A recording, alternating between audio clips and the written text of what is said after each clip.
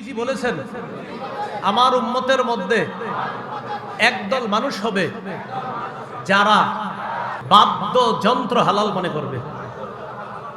রাসূলুল্লাহ সাল্লাল্লাহু আলাইহি সাল্লাম বলেন, লা ইয়াকুনান্না মিন উম্মতি আকওয়াম ইস্তাহিল্লুনাল হিররা ওয়াল হারিরা ওয়াল খামরা ওয়াল মাআজিফা।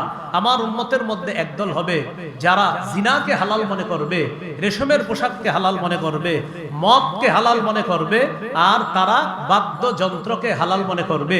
বর্তমান যুগে কেউ যদি বলে যে আমি বুখারী, মুসলিম, নাসাই, ইবনে মাজাহ, সিয়াসিত্তার সব কইরাও গান কোথাও হারাম পাই না, এটা আমরা আশ্চর্য হই না। কারণ এই জাতীয় খবিস মার্কা উম্মতের কথা আল্লাহ রাসূল 1500 বছর আগে হাদিসের মধ্যে বলে গেছে। এটা অবাক হওয়ার কিছু নাই। 6 কিতাব পড়েও কোথাও পায় না গান যে হারাম। তো আমি যে বুখারীর হাদিসটা বললাম, এটা 6টার ভিতরে না বাহিরে? ওয়া মিনান নাসি মাইয়াশতারি লাহওয়াল হাদিসি লিউদিল্লা আন সাবিলিল্লাহ। এটা মন দিয়ে শুনি। কিছু মানুষ আছে যারা অনর্থক গল্প গান ক্রয় করে নিয়ে আসে অজ্ঞাত বশত, না জেনে মানুষকে আল্লাহর থেকে দূরে সরানোর জন্য। কাফেররাও চুপে চুপে লুকিয়ে লুকিয়ে কোরআন শুনতো। সুবহানাল্লাহ। বেঈমানরা চিন্তা করলো কাফের যারা কোরআন শুনে তাদেরকে কোরআন বিমুখ কিভাবে করা যায়। নজর ইবনে হারেস নামে একজন, সে কি করলো, ইরান থেকে কিছু মিথ্যা গল্পের বই ক্রয় করে নিয়ে আসলো। আবার একজন গায়িকাকে ক্রয় করে নিয়ে আসলো। কোন দেশ থেকে? ইরান। একজন গায়িকা দাসী নিয়ে আসলো। উদ্দেশ্য কি? কোরআন পড়বে যারা, তাদের বিরুদ্ধে সে গান দাঁড় করাবে আর তাদের বিরুদ্ধে মিথ্যা গল্প দাঁড় করাবে, যেন কাফেররা কোরআন না শুই না এই মিথ্যা গল্প শোনে আর মিথ্যা গান শোনে। এখন বর্তমানে আমাদের বাংলাদেশে কিছু সাধক, কিছু সন্ন্যাসী, তারা স্টাইল নিয়ে তারা এখন গান মার্কা আর গাঞ্জা মার্কা ইসলাম দেশে প্রতিষ্ঠিত করতে চাইতেছে, যেটার প্রধান হলো গান যুক্তি হওয়া শর্ত। মানে যেটা তাদের ভাবধারা আছে না, এরকম হওয়া উচিত। এবং বলছে কোরআন কি দলিল, কি বলতেছে কোরআন কি দলিল। তো কি দলিল? গাঞ্জা দলিল। তো এরকম কিছু লোক চাইতেছে যে না, আবার বলতেছে গান হারাম, এটা কোরআনের কোথায় আছে? তাহলে কি, নজর ইবনে হারেস ইরান থেকে কিছু গায়িকা ক্রয় করে আনছে, কিছু গান গল্প মিথ্যা গল্প ক্রয় করে আনছে। উদ্দেশ্য কি? কোরআন না শুনে যেন তারা কি শুনে, গান শুনে আর মিথ্যা গল্প শুনে। এটা তারা করলো এবং মোটামুটি অনেকটা তারা এটাতে সফল হলো হালকা, যে কিছু মানুষ সত্যি সত্যি তারা ওই মিথ্যা গল্প শুনে আর গান শুনে। তাহলে কোরআনের বিরুদ্ধে এটা দাঁড় করানো। ঠিক বর্তমান সমাজে অনেক মানুষ এখন গানকে বৈধ বলতে চায়। বৈধ বলার দলিল দেয় কি জানেন? বলে দাউদ নবী গান গাইতে গাইতে নবুয়ত পাইছে। না নাউজুবিল্লাহ, আরো আস্তে করতে। গানের দলিল কি? দাউদ নবী গান গাইতে গাইতে নবুয়ত পাইছে। এটা কোনো লিখিত বক্তব্য না, এটা মুখের কথা, ভিডিও আছে। দাউদ নবী গান গাইতে গাইতে কি পাইছে? দলিল নিচে কোত্থেকে জানেন? বুখারীতে মিজমার আছে একটা। এই মিজমার মানে মনে করছে গান। এখানে সহিহ বুখারীর 5048 নম্বর হাদিস। এই হাদিসের মধ্যে আছে রাসূল সাল্লাল্লাহু আলাইহি সাল্লাম তার সাহাবী আবু মুসা রাদিয়াল্লাহু তাআলা আনহুকে বলেন, আবু মুসা, লাকাদ উতিতা মিজমারুম মিন মাজামিরি আলি দাউদ। দাউদ নবীর কণ্ঠস্বর যেমন সুন্দর, তোমাকেও তেমন সুন্দর কণ্ঠ দেওয়া হয়েছে। এই কণ্ঠকে এখানে নিয়েছে কি, যে দাউদ নবীর গান যেমন সুন্দর তোমারও গান তেমন সুন্দর। এটা কারা দলিল দিচ্ছে? যারা গানকে বৈধ করতে চায়। সহিহ মুসলিমের বর্ণনা 1737 নম্বর হাদিস, আর ইসলামিক ফাউন্ডেশন অনুযায়ী 1725 নম্বর হাদিস, 1725 নম্বর হাদিস। এই হাদিসের মধ্যে আছে রাসূল সাল্লাল্লাহু আলাইহি সাল্লাম তার সাহাবী আবু মুসা রাদিয়াল্লাহু তাআলা আনহুকে বলেন, আবু মুসা, আমি গতকালকে রাত্রে তোমার কোরআন তেলাওয়াত শুনলাম। আমি গত রাতে তোমার কোরআন তেলাওয়াত শুনলাম। তুমি যদি জানতে যে আমি তোমার পাশে কোরআন তেলাওয়াত শুনছিলাম, জানো তোমার কোরআন তেলাওয়াত শুনে আমার কি মনে হয়েছে? লাকাদ উতিতা মিজমারুম মিন মাজামিরি আলি দাউদ। দাউদ নবীকে যেমন সুন্দর একটা কণ্ঠ দেওয়া হয়েছে, এটার মাধ্যমে তিনি জাবুর তেলাওয়াত করতেন, তোমাকেও এমন সুন্দর একটা কণ্ঠ দেওয়া হয়েছে। তাহলে উদ্দেশ্য কণ্ঠ না গান? উদ্দেশ্য কণ্ঠ না গান? এই কণ্ঠরে বানাইছে গান। সহিহ বুখারীর বর্ণনা, বলেন কোন কিতাবের?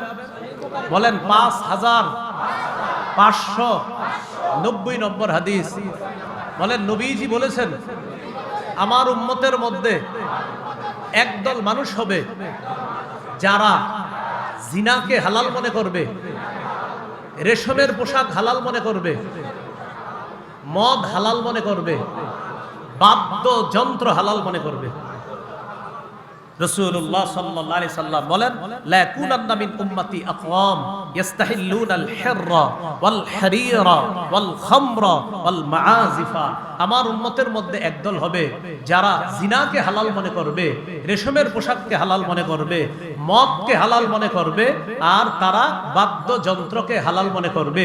বর্তমান যুগে কেউ যদি বলে যে আমি বুখারী, মুসলিম, নাসাই, ইবনে মাজাহ, সিয়াসিত্তার সব কইরাও গান কোথাও হারাম পাই না, এটা আমরা আশ্চর্য হই না। কারণ এই জাতীয় খবিস মার্কা উম্মতের কথা আল্লাহ রাসূল 1500 বছর আগে হাদিসের মধ্যে বলে গেছে। এটা অবাক হওয়ার কিছু নাই।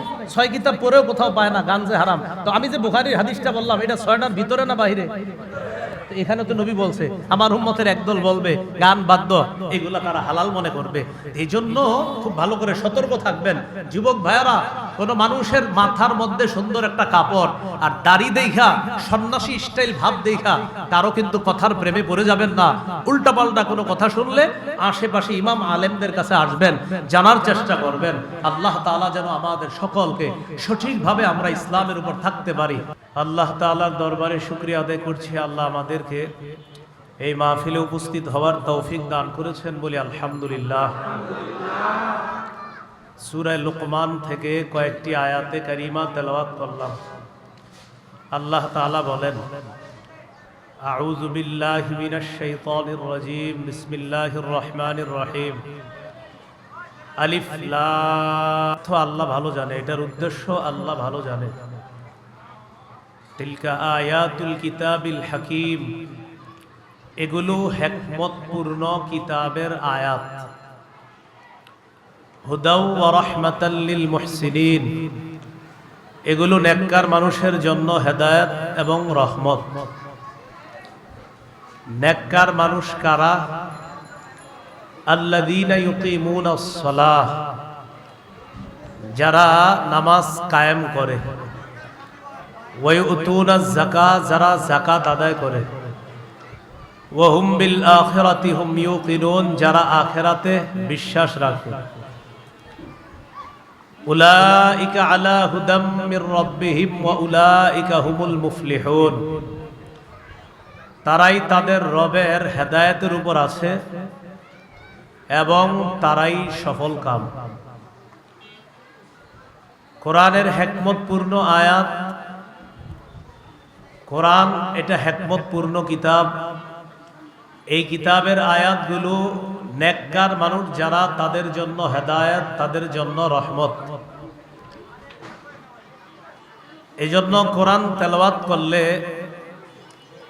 আশা করা যায় আল্লাহ তাকে হেদায়েতের উপর রাখবেন। কোরআন অনুযায়ী চললে আশা করা যায় আল্লাহ তাকে হেদায়েতের উপর রাখবেন। সূরা শুরা 52 নম্বর আয়াত, আল্লাহ তাআলা বলেন, ওয়ালাকিন জাআলনাহু নূরা নাহদি বিহি মান নাশাউ মিন ইবাদিনা। আমি কোরআনকে বানিয়েছি নূর, আলো। কোরআনের মাধ্যমে আমি আমার বান্দাদের মধ্য থেকে যাকে ইচ্ছা তাকেই হেদায়েত দান করি। এজন্য কোরআন হেদায়েত। আবার বলছে কোরআন রহমত। সূরা ইউনূসের 57 নম্বর আয়াতে কথাটা আরো ব্যাপকভাবে আছে। সেখানে আল্লাহ তাআলা বলেছেন কোরআন ওয়াজ, কোরআন আরোগ্য, কোরআন হেদায়েত, কোরআন রহমত। আল্লাহ তাআলা বলেন, ইয়া আইয়ুহান নাস قد جاءتكم موعظة من ربكم وشفاء لما في الصدور وهدى ورحمة للمؤمنين। হে মানুষ, তোমাদের কাছে এসেছে তোমাদের রবের পক্ষ থেকে ওয়াজ। মাউইযাতুম মির রাব্বিকুম, তোমাদের রবের পক্ষ থেকে নসিহত, ওয়াজ। ওয়া শিফাউল লিমা ফিস সুদূর, এবং এই কোরআন অন্তরের রোগের জন্য আরোগ্য। মন যদি খারাপ থাকে আপনি কোরআন তেলাওয়াত করেন, কিছুক্ষণ পর আপনার মন ভালো হয়ে যাবে। কোরআন তেলাওয়াত করতে যদি না পারেন, কোনো হেফজখানা মাদ্রাসায় গিয়ে 5-10 মিনিট বসে থাকেন ছাত্রদের পাশে, আপনার মন ভালো হয়ে যাবে। ওয়াহুদা, কোরআন হেদায়েত, ওয়া রাহমাতুল লিল মুমিনিন, মুমিনদের জন্য রহমত। তো সূরা লোকমানে আল্লাহ বলতেছেন এগুলো হিকমতপূর্ণ কিতাবের আয়াত, এগুলো হেদায়েত, এগুলো রহমত নেককার মানুষের জন্য। নেককার মানুষের অনেকগুলা বৈশিষ্ট্য এখানে আল্লাহ তাআলা বিশেষভাবে 3টা বৈশিষ্ট্য বলেছেন। 1 নাম্বার যারা নামাজ কায়েম করে, 2 নাম্বার যারা যাকাত আদায় করে, 3 নম্বর যারা আখিরাতে বিশ্বাস স্থাপন করে। প্রথম বৈশিষ্ট্য আল্লাহ তাআলা বলেছেন যারা সালাত কায়েম করে, নামাজ আদায় করে। নামাজ কায়েম করা দ্বারা কি উদ্দেশ্য? প্রথমে মৌলিকভাবে 5টি কথা মনে রাখেন, এরপর আমি বিস্তারিতভাবে বলছি। নামাজ কায়েম করা দ্বারা 1 নাম্বার উদ্দেশ্য হলো আল মুহাফাজাতু আলা শুরুতিস সালাহ। নামাজের পূর্ববর্তী কিছু শর্ত আছে, এই শর্তগুলার প্রতি গুরুত্ব আরোপ করা, এগুলা হলো নামাজ কায়েম করা। নামাজ কায়েম দ্বারা আরেকটা উদ্দেশ্য হলো আল মুহাফাজাতু আলা রুকুই ওয়াস সুজুদ। রুকু সেজদাগুলা গুরুত্ব সহকারে ধীরস্থির ভাবে আদায় করা, এটাও নামাজ কায়েম করা। 3 নাম্বার নামাজ কায়েম দ্বারা উদ্দেশ্য খুশু খুজুর সাথে নামাজ পড়া। 4 নাম্বার নামাজ কায়েম বা নামাজ প্রতিষ্ঠিত করার দ্বারা উদ্দেশ্য হলো ঘরের প্রতিটা সদস্য নামাজি হলো কিনা এই চেষ্টা অব্যাহত রাখা। 5 নাম্বার নামাজ কায়েম করা দ্বারা উদ্দেশ্য হলো ঘরে বাইরে সমাজে রাষ্ট্রে নামাজ প্রতিষ্ঠিত করার চেষ্টা, রাষ্ট্রপ্রধান থেকে শুরু করে সবাই এই চেষ্টা অব্যাহত রাখা, এই হলো নামাজ কায়েম করা। এই মৌলিক 5টি কথা বললাম। এবার মূল কথাগুলো একটু মন দিয়ে শুনেন। নামাজ কায়েম দ্বারা প্রথম উদ্দেশ্য বলেছিলাম নামাজের পূর্ববর্তী শর্তগুলোর প্রতি গুরুত্ব আরোপ করা। নামাজের পূর্ববর্তী শর্ত কি? এগুলো আমাদের কওমি মাদ্রাসার বাচ্চারাও পারে। শরীর পাক, কাপড় পাক, নামাজের জায়গা পাক, সতর ডাকা, কেবলামুখী হওয়া, অক্তমতো নামাজ পড়া, নামাজের নিয়ত করা। ওরা সুন্দরভাবে পড়ে নামাজের ভিতরে বাহিরে 13 ফরজ, তো বাহিরে 7 ফরজ, এগুলা নামাজের পূর্ববর্তী শর্ত। 1 নম্বর শরীর পাক। শরীর পাক দ্বারা মৌলিক 2টি উদ্দেশ্য।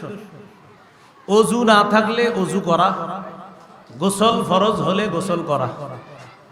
সূরা মাইদার 6 নম্বর আয়াতে আল্লাহ তাআলা বলেন ইয়া আইয়ুহাল্লাযীনা আমানু ইযা কুমতুম ইলাস সালাহ ফাগসিলু ওয়ুজুহাকুম ওয়া আইদিয়াকুম ইলাল মারাফিকি ওয়ামসাহু বিরুউসিকুম ওয়া আরজুলাকুম ইলাল কা'বাইন।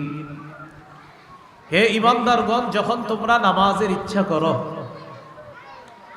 তখন তোমরা তোমাদের চেহারা ধৌত করো, তোমাদের হাতগুলা ধৌত করো, মাথা মাসহ করো, টাকনু পর্যন্ত পা ধৌত করো। হেদায়া কিতাবের মুসান্নিফ এই আয়াত দিয়ে নামাজের পূর্বে যে অজু, এই অজুর 4 ফরজ, এই 4 ফরজের ফরজিয়ত কিন্তু এটা দিয়ে সাবেত করছে। অজুর ফরজ কয়টা? 4টা। এখানে আছে 4টা। চেহারা ধৌত করা, হাত ধৌত করা, মাথা মাসহ করা, পা ধৌত করা। এ হলো আপনার অজু না থাকলে অজু করে নেওয়া। সহিহ বুখারীর বর্ণনা 6954 নম্বর হাদিস। এই হাদিসের বর্ণনাকারী আবু হুরায়রা রাদিয়াল্লাহু তাআলা عن أبي هريرة رضي الله تعالى عنه أن رسول الله صلى الله عليه وسلم قال لا يقبل الله صلاة أحدكم إذا أحدث حتى يتوضأ। রাসূলুল্লাহ সাল্লাল্লাহু আলাইহি ওয়াসাল্লাম বলেন, আল্লাহ তাআলা তোমাদের কোনো ব্যক্তির নামাজ ততক্ষণ পর্যন্ত কবুল করবেন না যতক্ষণ তার ওযু না থাকলে সে ওযু না করবে, এই ওযু না করা পর্যন্ত, পবিত্র না হওয়া পর্যন্ত তার নামাজ আল্লাহ কবুল করবেন না। এইগুলো ওযু না থাকলে ওযু করা, গোসল ফরজ হলে গোসল করা। সূরা মাইদার 6 নম্বর আয়াতে আল্লাহ বলেন, ওয়া ইন কুনতুম জুনুবান ফাত্তাহহারু, যদি তোমরা অপবিত্র হও, তোমাদের উপর যদি গোসল ফরজ হয়, ভালোভাবে পবিত্রতা অর্জন করে নাও, গোসল করে নাও। গোসলের 3 ফরজ: ভালোভাবে কুলি করা, নাকে এমন ভাবে পানি দেওয়া যেন নাকের ভিতরের নরম অংশ পর্যন্ত পানি পৌঁছে যায়, এই ব্যাপারটা সতর্কভাবে খেয়াল রাখা। মা বোনরা যারা নাকফুল আর কানের দুল পরে, মাঝে মাঝে তারা নাকফুল কানের দুল খুলে রাখে, তারা যখন ফরজ গোসল করবে তারা চেষ্টা করা ছোট্ট ঝাড়ুর শলা বা এই জাতীয় কিছু দিয়ে নাকের ছিদ্র আর কানের ছিদ্রে একটু এইভাবে নাড়াচাড়া করা, যথাসম্ভব সেখানে যেন একটু পানি পৌঁছানো যায় যদি গোসল ফরজ হয়, চেষ্টা করা। আর হলো সারা শরীর ধৌত করা, এই হলো আপনার শরীর পাক, এটা নামাজের পূর্ববর্তী শর্ত, ফরজ। আরেকটি শর্ত হলো কাপড় পাক। সূরা মুদ্দাসসিরের 4 নম্বর আয়াতে আল্লাহ বলেন, ওয়াসিয়াবাকা ফাতাহহির, নবী আপনি আপনার কাপড়গুলো পবিত্র করেন। সহিহ বুখারীর বর্ণনা 227 নম্বর হাদিস। এক মহিলা রাসূলুল্লাহ সাল্লাল্লাহু আলাইহি সাল্লামের কাছে আসলেন। জাআত ইমরাআতুন ইলা নবী সাল্লাল্লাহু আলাইহি ওয়াসাল্লাম, একজন নারী আল্লাহ রাসূল সাল্লাল্লাহু আলাইহি সাল্লামের কাছে আসলেন। আসার পর বললেন, আরাআইতা ইহদানা তাহিদু ফিস সাওবি ফাকাইফা তাসনাউ ইয়া রাসূলুল্লাহ, হুজুর আমাদের কোন নারী, তাদের যদি আল্লাহ প্রদত্ত মাসিক যে অসুস্থতার সম্মুখীন তারা হয়, কেউ হাসবো না, শ্রদ্ধার সাথে শুনবো, নারীরা মাসে যে আল্লাহ প্রদত্ত অসুস্থতার সম্মুখীন হয়, এই অসুস্থতার কারণে তাদের যে অপবিত্র একটা জিনিস শরীর থেকে বের হয়, এই অপবিত্র নাপাকি তাদের কাপড়ের মধ্যে লাগলে এই কাপড় তারা কিভাবে পবিত্র করবে? ফাকালা রাসূলুল্লাহ সাল্লাল্লাহু আলাইহি ওয়াসাল্লাম, তাহুত্তুহু সুম্মা তাকরুসুহু বিল মা ওয়া তানদাহুহু, নবীজি বললেন 1 নাম্বার, ওই নাপাকি যেখানে লাগবে, নাপাকি লাগার পর যদি সেটা শক্ত হয়ে যায় তাহলে প্রথমে ঘষবে, নাপাকির জায়গাটা কি করবে? ঘষবে। সুম্মা তাকরুসুহু বিল মা, এরপর পানি দিয়ে রিগড়িয়ে নিবে। ওয়া তানদাহুহু, এরপর এটা ভালোভাবে ধৌত করবে, শুকাবে। সুম্মা তুসাল্লি ফিহি, এরপর এই কাপড় পবিত্র হবে, সেই পবিত্র কাপড়ে নামাজ পড়বে। হাদিস থেকে আমাদের মূল উদ্দেশ্য হলো কাপড় পবিত্র করা, এটা নামাজের পূর্ববর্তী শর্ত। এই পবিত্রতা অর্জন করা, কাপড় পবিত্র শরীরে এটা রাখা, এটাও নামাজ কায়েম করা, অর্থাৎ পবিত্র কাপড়ে নামাজ পড়া, এটাও নামাজ কায়েম করা। এরপর হলো নামাজের জায়গা পাক। নামাজের জায়গা পাক, এই পৃথিবীর পুরাটা জমিন আমাদের জন্য পবিত্র। সুবহানাল্লাহ। হ্যাঁ, মানুষ এটাকে অপবিত্র বানায়, ওই অপবিত্র মানুষ বানানোর কারণে সেটাকে পবিত্র করতে হয়। সহিহ বুখারীর বর্ণনা 438 নম্বর হাদিস। এই হাদিসে রাসূলুল্লাহ সাল্লাল্লাহু আলাইহি ওয়াসাল্লাম বলেন, উতিতু খামসান লাম ইউতাহুন্না আহাদুম মিনাল আমবিয়াই ক্বাবলি, রাসূলুল্লাহ সাল্লাল্লাহু আলাইহি সাল্লাম বলেন, আমাকে 5টি জিনিস দেওয়া হয়েছে, আমার পূর্বে কোন নবীকে এই 5টি জিনিস দেওয়া হয় নাই। বলেন তো আমাদের নবীকে স্পেশাল কয়টি জিনিস দেওয়া হয়েছে? 5টি। 1 নম্বর, নুসিরতু বিররুবি মাসিরাতা শাহরিন, রাসূলুল্লাহ সাল্লাল্লাহু আলাইহি সাল্লাম বলেন, আমার প্রভাব 1 মাসের দূরত্ব পর্যন্ত আল্লাহ পৌঁছায় দেয়। আমি কোথাও রওনা করব, আমার ব্যাপারে কাফেরদের অন্তরে আলাদা একটা প্রভাব, 1 মাসের দূরত্ব থাকলেও আল্লাহ তাদের অন্তরে এই প্রভাব তৈরি করে দেন। এই একটা। 2 নম্বর, ওয়াজুইলাত লিয়াল আরদু মাসজিদান ওয়া তাহুরা, এই পৃথিবীর পুরা জমিন আমার জন্য সেজদার স্থান বানিয়ে দেওয়া হয়েছে, আমার উম্মতের জন্য সারা পৃথিবীটা সেজদার স্থান বানিয়ে দেওয়া হয়েছে। ওয়া তাহুরা, সারা পৃথিবীর পুরা জমিনটা আমার জন্য, আমার উম্মতের জন্য পবিত্র বানিয়ে দেওয়া হয়েছে। তাহলে শরীর পাক, কাপড় পাক, নামাজের জায়গা পাক, পুরা পৃথিবীটাই পবিত্র। অপবিত্র হলে এটাকে পবিত্র করা। হাদিসটি শেষ করি। 3 নম্বর, ওয়া উহিল্লাত লিয়াল গানাইম, আমার জন্য গনিমতের মাল হালাল করা হয়েছে। অতীতের জাতি জিহাদ করলে যুদ্ধলব্ধ সম্পদ তাদের জন্য বৈধ ছিল না। রাসূলুল্লাহ সাল্লাল্লাহু আলাইহি সাল্লাম বলেন, আমার জন্য গনিমতের মাল, আমার উম্মতের জন্য জিহাদ করার পর যুদ্ধলব্ধ গনিমতের মাল আমার উম্মতের জন্য এটা বৈধ করা দেওয়া হয়েছে। এটা আমার উম্মতের জন্য আল্লাহর পক্ষ থেকে আলাদা স্পেশাল বৈশিষ্ট্য।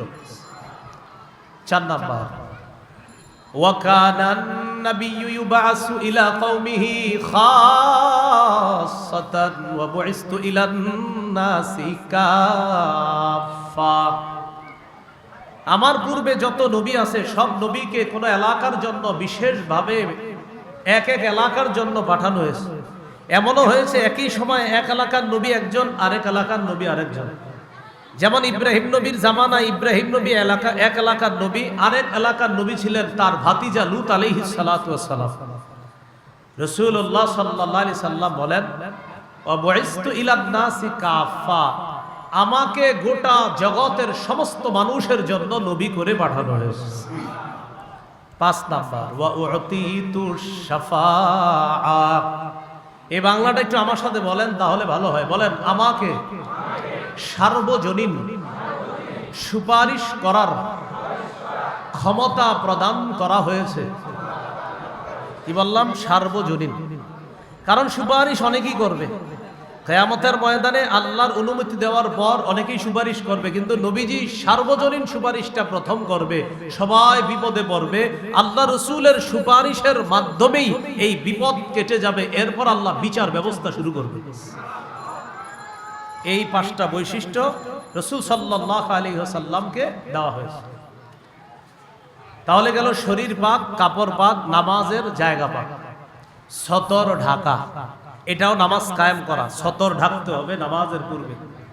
সূরা আরাফের 31 নম্বর আয়াতে আল্লাহ বলেন, ইয়া বানি আদামা খুযু যিনাতাকুম ইনদা কুল্লি মসজিদ, হে আদম সন্তান, তোমরা প্রত্যেক নামাজের সময় বেশভূষা ধারণ করো, গ্রহণ করো। সুন্দর পোশাক পরিধান করে নামাজ পড়া উচিত। আপনারা যারা গেঞ্জি পরে নামাজ পড়েন, বিশেষ করে হাফ হাতা গেঞ্জি, নামাজ আপনাদের হয়ে যায়, মাসালা নামাজ হয়ে যাবে, কোনো সন্দেহ নাই। কিন্তু দেখেন, আল্লাহর সামনে দাঁড়াইলে আপনি যদি আপনার মেয়ের জামাইয়ের বাড়িতে যান, আপনি কিন্তু এইভাবে হাফ হাতা গেঞ্জি পরে যাবেন না। আপনি আপনার মেয়ের বাড়িতে বেড়াইতে গেলে এরকম একটা হাফ হাতা গেঞ্জি পরে আপনি যাবেন না। কিন্তু আল্লাহর ঘরে আপনি গেলেন, তো সেখানে আপনি তো আরেকটু সুন্দরভাবে যাওয়া উচিত ছিল। বাকি আমার এই বয়ান যেন বদ হজম কারো না হয়। এতদিন যারা হাফ হাতা পরে আসতেন, আপনি আইসেন, এই বয়ানের কারণে আবার নামাজ ছেড়ে দিয়ে না, আইসেন, হাফ হাতা পরেই বইরেন। এমন যেন না হয় যে না আমরা যাবো না, এমন না, আপনি আইসেন। বলছিলাম বেশভূষা ধারণ করা, এইগুলো আপনার সতর ঢাকা। নামাজের পূর্ববর্তী আরেকটা শর্ত কিবলামুখী হওয়া। সূরা বাকারার 149 নম্বর আয়াতে আল্লাহ তাআলা বলেন, ফাওয়াল্লি ওয়াজহাকা শাতরাল মসজিদিল হারাম, আপনি আপনার চেহারাটা মসজিদে হারামের দিকে ফিরান। নবীজি বাইতুল মুকাদ্দাসের দিকে ফিরে 17-18 মাস নামাজ পড়লেন। কিন্তু নবীর মনে মনে চায় যে কিবলার কাবার দিকে যেন হয়ে যায়। নামাজ পড়তেছে বাইতুল মুকাদ্দাসের দিকে ফিরে, তো মনের চাওয়া হলো আহারে কাবা ঘরটা যদি কেবলা হতো, এটা নবীর মনের চাওয়া। বারবার আসমানের দিকে তাকায়, মুখ দিয়ে বলে না, কিন্তু মনের চাওয়া হলো আল্লাহ যদি কেবলাটা কাবার দিকে করতেন। আল্লাহ তাআলা বলেন, কদ নারা তাকাল্লুবা ওয়াজহিকা ফিস সামা, হাবিব বারবার যে মাথা উপরে আর নিচে নামান, আমি আল্লাহ কিন্তু জানি বিষয়টা, আমি দেখি। কেন করেন এটা? আপনি কেন করেন? আমি দেখি। ফালানুওয়াল্লিয়ান্নাকা কিবলাতান তারদাহা, আমি আল্লাহ ওয়াদা করছি আপনার মনে যেই কাবাকে কেবলা চাইতেছেন, অচিরেই আমি আপনাকে সেদিকে আবার কেবলা বানিয়ে নামাজ পড়ার ব্যবস্থা করতেছি। নামাজ চলাকালীন 2 রাকাত হয়ে গেছে, আরো 2 রাকাত বাকি। ওই মুহূর্তে বিধান এসে গেছে, জিবরিল আমিন আয়েশা বললেন, বাস এখনই ফিরে যান। ওই মুহূর্তে আল্লাহ তাআলা আবার কাবার দিকে কেবলাকে করে দিয়েছে। এই হলো আপনার কেবলামুখী হওয়া। আরেকটা শর্ত হলো ওয়াক্ত মতো নামাজ পড়া। সূরা নিসার 103 নম্বর আয়াতে আল্লাহ তাআলা বলেন, ইন্নাস সালাতা কানাত আলাল মুমিনিনা কিতাবাম মাওকুতা, নিশ্চয়ই আল্লাহ তাআলা মুমিনদের উপর সময় মতো নামাজ ফরজ করে দিয়েছেন। তো যাই হোক, এখানে অনুবাদ হলো নিশ্চয়ই নামাজ মুমিনদের উপর সময় মতো ফরজ। নিশ্চয়ই নামাজ মুমিনদের উপর সময় মতো ফরজ। সহিহ বুখারীর বর্ণনা 527 নম্বর হাদিস। হাদিসের বর্ণনাকারী আব্দুল্লাহ ইবনে মাসউদ রাদিয়াল্লাহু তাআলা তিনি বলেন, সালতু রাসূলুল্লাহ সাল্লাল্লাহু আলাইহি ওয়াসাল্লাম আইয়ুল আমালি আহাব্বু ইলাল্লাহ, ইয়া রাসূলুল্লাহ, আল্লাহর কাছে সবচেয়ে পছন্দের আমল কোনটি? নবীজি বললেন, আস-সালাতু আলা ওয়াক্তিহা, সময় মতো নামাজ পড়া, এটা হলো আল্লাহর কাছে সবচেয়ে পছন্দের আমল। ক্বালা সুম্মা আইয়ুন ইয়া রাসূলুল্লাহ, হুজুর এরপর আল্লাহর কাছে সবচেয়ে পছন্দের আমল কোনটি? নবীজি বললেন, বিররুল ওয়ালিদাইন, পিতা মাতার আনুগত্য করা, তাদের সেবা শুশ্রূষা করা, তাদের আনুগত্য করা। ক্বালা সুম্মা আইয়ুন ইয়া রাসূলুল্লাহ, হুজুর এরপর আল্লাহর কাছে সবচেয়ে পছন্দের আমল কোনটি? রাসূলুল্লাহ সাল্লাল্লাহু আলাইহি সাল্লাম জবাব দিলেন, আল জিহাদু ফি সাবিলিল্লাহ, আল্লাহর রাস্তায় জিহাদ করা। আল্লাহর রাস্তায় কি করা? জিহাদ করা। তাহলে বলেন তো এই তিনটার মধ্যে সবচেয়ে পছন্দের আমল কোনটি? বলেন, সময় মতো নামাজ পড়া। আল্লাহর কাছে সবচেয়ে পছন্দের আমল কোনটি বলেন তো? সময় মতো নামাজ পড়া। সময় মতো নামাজ আমরা অবশ্যই পড়ব। একটি হাদিস শোনায় আপনাদেরকে, তারপর আপনারা সিদ্ধান্ত নিয়েন। এতদিন যারা 3 ওয়াক্ত পড়তেন, আজকে থেকে বাকি আরো 2 ওয়াক্ত পড়বেন কিনা। এতদিন যারা 4 ওয়াক্ত পড়তেন, ফজর পড়তেন না, সিদ্ধান্ত নেবেন এখন থেকে ফজরও পড়বেন কিনা। অথবা এতদিন যারা সাপ্তাহিক মুসল্লি ছিলেন, এখন থেকে একটু নিয়ত করেন, না সপ্তাহের পাশাপাশি দৈনিক কিছু নামাজ পড়াও দরকার কিনা, একটু সিদ্ধান্ত নেন। সহিহ বুখারীর বর্ণনা 687 নম্বর হাদিস। এই হাদিসের মধ্যে আছে, عن عائشة الصديقة رضي الله تعالى عنها قالت سقل النبي صلى الله عليه وسلم, রাসূলুল্লাহ সাল্লাল্লাহু আলাইহি সাল্লাম প্রচন্ড অসুস্থ হয়ে গেলেন। এতটাই অসুস্থ হয়ে গেলেন, সাহাবায়ে কেরাম মসজিদে এশার নামাজের অপেক্ষায় আছে। বলেন কোন নামাজ? ইমামকে মুহাম্মদ সাল্লাল্লাহু আলাইহি সাল্লাম, তারা সবাই নবীজির অপেক্ষায় আছে। কিন্তু নবীজি বাহিরে আসতেছে না, এশার ইমামতি করার জন্য নবী বাহিরে আসতেছে না। নবীজি ঘরের সদস্যদেরকে জিজ্ঞাসা করলেন, আসাল্লান নাস, আচ্ছা সাহাবীরা কি নামাজ পড়ছে? সদস্যরা জবাব দিলেন, লা ইয়া রাসূলুল্লাহ হুম ইয়ান্তাজিরুনা লাক, হুজুর তারা নামাজ পড়ে নাই, তারা আপনার অপেক্ষায় আছে। নবীজি সাল্লাল্লাহু আলাইহি সাল্লাম বললেন, তাহলে এক কাজ করো, দুউলি মাআন ফিল মিখদাব, আমার জন্য পানির ব্যবস্থা করো, আমি গোসল করব। আম্মাজান বলেন, ফাফআলনা ফাগতাসালা, আমরা পানির ব্যবস্থা করলাম, নবীকে পানি দিলাম, তিনি গোসল করলেন। গোসল করার পর খুব মন দিয়ে শুনেন, যাহাবা লিয়ানুআ, যাহাবা লিয়ানুআ, নবীজি সাল্লাল্লাহু আলাইহি ওয়াসাল্লাম মসজিদে যাওয়ার জন্য রওনা করলেন। একদম কাছে, কিন্তু এই যে আপনার পর্দা সরাইলেই মসজিদ, পর্দা সরাইলেই মসজিদ, বাস বাসার যেই দরজাটা এই পর্দাটা সরাবে এটাই মসজিদ। নবীজি মসজিদে যাওয়া, এটা আপনি খেয়ে ফেলেন, নষ্ট কিন্তু করা যাবে না, ভিতরে ঢালেন বা আপনি খান। তো রাসূলুল্লাহ সাল্লাল্লাহু আলাইহি ওয়াসাল্লাম মসজিদে যাওয়ার জন্য রওনা করলেন। ফাউগমিয়া আলাইহি, সাথে সাথে বেহুশ হয়ে গেল, সাথে সাথে বেহুশ হয়ে গেল। সুম্মা আফাকা, একটু পরে নবীজির হুঁশ ফিরে আসছে। হুঁশ ফিরে আসার পর নবীজি বললেন, আসাল্লান নাস, আচ্ছা সাহাবীরা কি নামাজ পড়ছে? তখন সবাই আবার জবাব দিলেন, লা ইয়া রাসূলুল্লাহ হুম ইয়ান্তাজিরুনা লা, হুজুর তারা নামাজ পড়ে নাই, তারা আপনার অপেক্ষা আছে। নবীজি বললেন, দুউলি মাআন ফিল মিখনাব, আবার পানি দাও। তারা আবার পানি দিলেন। ফাগতাসালা, আবার পুরাটা শরীর ধৌত করলেন, যেন নবীজি সাল্লাল্লাহু আলাইহি সাল্লামের শরীরের দুর্বলতা এটা যেন কেটে যায়। তো পানি দিয়ে আবার শরীর ধৌত করলেন, করার পর যাহাবা লিয়ানুআ, আবার রওনা করলেন মসজিদে যাওয়ার জন্য। ফাউগমিয়া আলাইহি, আবার বেহুশ হয়ে গেছে। দ্বিতীয়বার আবার বেহুশ হয়ে গেছে। ঢাকা শহর রাস্তায় মাহফিল করা উচিত না, মসজিদে করা উচিত। আমার কিন্তু একটা নিয়ম আছে, রাস্তায় মাহফিল আমি নেই না, কিংবা যে এটা নিয়ে নিল আল্লাহ জানে। হ্যাঁ, রাসূলুল্লাহ সাল্লাল্লাহু আলাইহি ওয়াসাল্লাম দ্বিতীয়বার ফাউগমি আলাই, আবার বেহুশ হয়ে গেছে।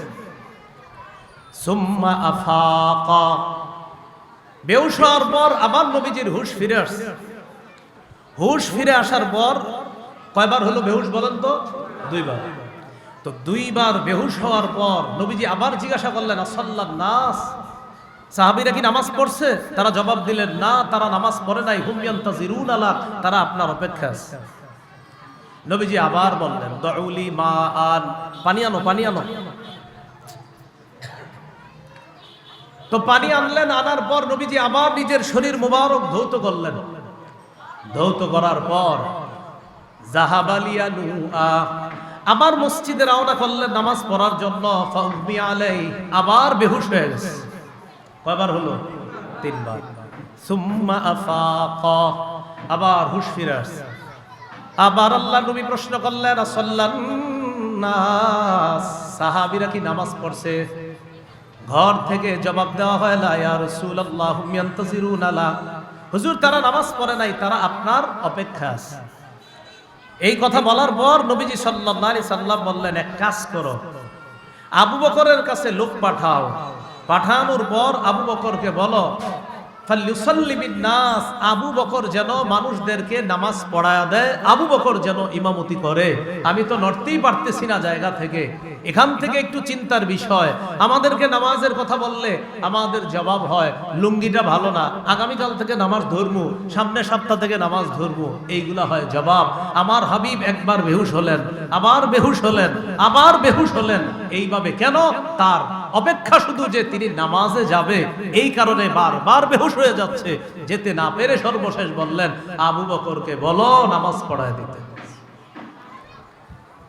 তা আবু বকর সিদ্দিক রাদিয়াল্লাহু তাআলা আনহু নামাজ পড়াইছে কয়েকদিন।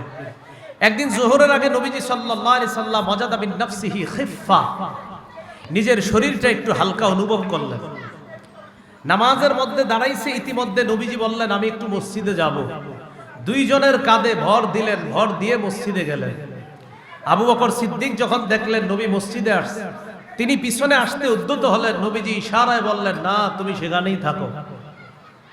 নবীজি ওই দুইজনকে বললেন, আজলাসানি ইলা জামবিহি, আমাকে তোমরা বসায়া দাও আবু বকরের পাশে। ফাজলাসাহু, নবীজিকে বসায়া দিছে আবু বকর সিদ্দিক রাদিয়াল্লাহু তাআলা আনহুর পাশে। এখান থেকে আমি বুঝাইতে চাইলাম, নামাজের কি পরিমাণ গুরুত্ব থাকলে আল্লাহ রাসূল সাল্লাল্লাহু আলাইহি সাল্লাম বারবার নিজেরে তৈরি করতেছিল নামাজে যাবে, এরপরেও নামাজে যেতে পারছিলেন না, বারবার বেহুশ হয়ে যাইতেছে। আল্লাহ আমাদেরকে নামাজের প্রতি যথেষ্ট গুরুত্ব যেন দিতে পারি তৌফিক দান করেন। এজন্য সময় মতো নামাজ পড়বো, যেখানে থাকি, বলেন ইনশাআল্লাহ। নাসাইর বর্ণনা 3939 নম্বর হাদিস। এই হাদিসের মধ্যে আছে, قال رسول الله صلى الله عليه وسلم حبب إلي من الدنيا النساء ওয়াত্তিবু ওয়াজুইলা কুররাতু আইনি ফিস সালাহ। রাসূলুল্লাহ সাল্লাল্লাহু আলাইহি সাল্লাম বলেন, আমার কাছে তিনটি জিনিস প্রিয় করে দেওয়া হয়েছে। কয়টি জিনিস? তিনটি। এক নাম্বার আন-নিসা, মা জাতি আমার কাছে প্রিয় করে দেওয়া হয়েছে। দুই নাম্বার অত্তিব, আতর আমার কাছে প্রিয় করে দেওয়া হয়েছে। তিন নাম্বার ওয়াজুইলা কুররাতু আইনি ফিস সালাহ, নামাজের মাধ্যমে আমার চোখের শীতলতা, নামাজের মাধ্যমে আমার চোখ শীতল হয়ে যায়। এই নামাজকে আমার চোখের শীতলতার কারণ বানিয়ে দেওয়া হয়েছে। এই জন্য প্রিয় ভাইয়েরা, 5 ওয়াক্ত নামাজ আদায় করার চেষ্টা করব। সকলে বলি ইনশাআল্লাহ।